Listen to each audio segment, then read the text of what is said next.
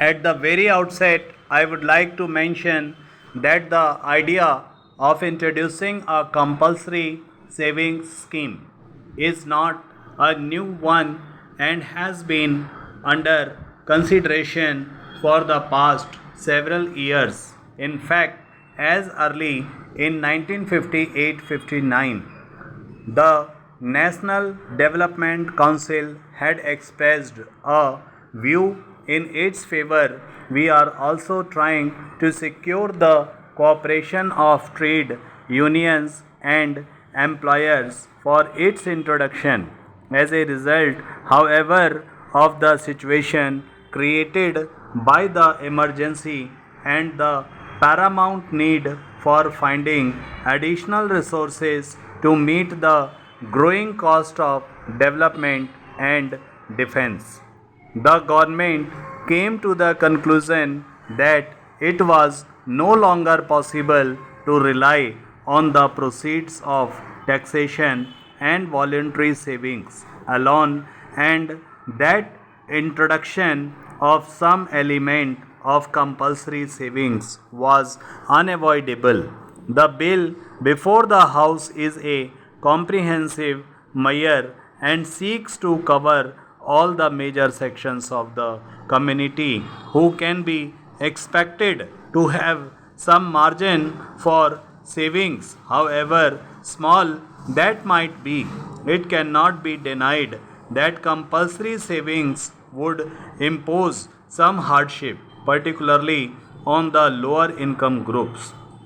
No one would have been happier than ourselves if we had the means of eliminating these groups from the scope of compulsory savings, but in our country, by far the major portion of the population is poor, and unless the poorer sections are also made to save on, we cannot hope to build the country's future prosperity. The opinion of the Attorney General on the constitutional validity of the bill has already been laid on the table of the House.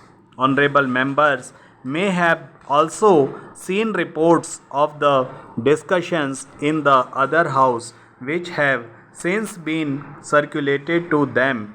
I have nothing much to add to these issues except to confirm that in our view Parliament is fully competent to legislate on a measure of this type, and that the restrictions which this bill seeks to impose are reasonable restrictions and are in the interest of the general public within the meaning of Article 19(5) of the Constitution.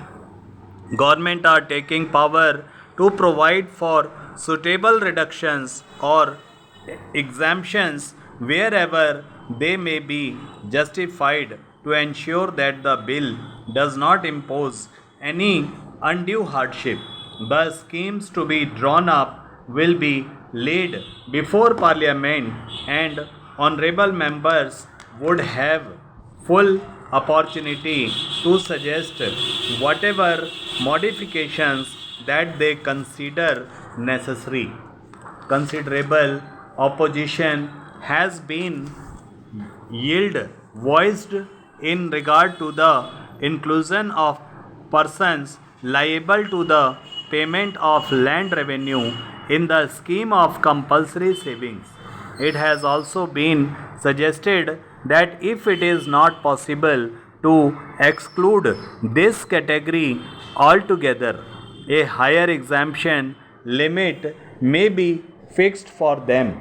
We have very carefully considered these suggestions. May I inform the House that before the bill was drafted, there was detailed discussions with the chief ministers and finance ministers of the state, and the conclusions reached were that in a comprehensive legislation of this type, it would not be appropriate to exclude the rural sector, which has also had its fair share of rising incomes and growth in agricultural production and economy.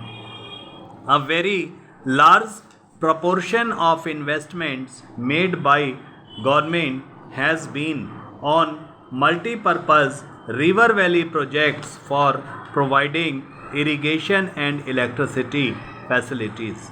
The main benefit from these projects cannot but be assumed to have accrued to the agricultural classes. On the other hand, land revenue rates have not increased in the same proportion as the other form of taxation.